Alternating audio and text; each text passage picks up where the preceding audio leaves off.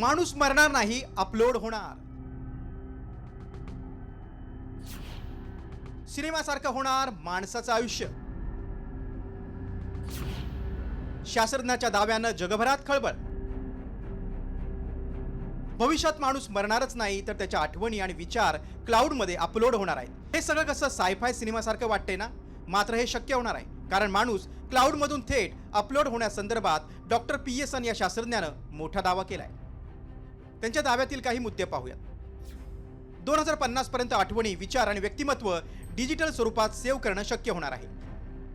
Genetic इंजिनिअरिंगच्या माध्यमातून म्हातारपण रोखणं आणि पेशींना तरुण ठेवणं शक्य होईल. त्यामुळे माणूस दीर्घायुषी जगू शकतो. ही तंत्रज्ञानाची सुरुवात 2050 पर्यंत श्रीमंतांसाठी आणि त्यानंतर 10 वर्षात सर्वसामान्यांसाठीही हे तंत्रज्ञान उपलब्ध होण्याची शक्यता आहे. आता माणसाचा मृत्यू झाला तर त्यानंतर त्याच्या आठवणी आणि विचार अपलोड करून ठेवल्यानं डिजिटल रूपात माणूस जिवंत राहू शकेल.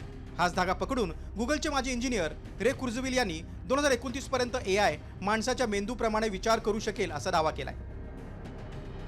तर 2030च्या दशकात मेंदू थेट क्लाउड सोबत कनेक्ट करणं शक्य होणार आहे. पुढे हाच मेंदू 2045 पर्यंत सायबोर्ग सारखा बनणार आहे. त्यामुळे शरीराच्या मृत्यूनंतरही माणूस विज्ञानाच्या जोरावर आपले नातेवाईक आणि जीवलगांसाठी डिजिटली जगणं शक्य होईल. ब्युरो रिपोर्ट, साम टीव्ही न्यूज.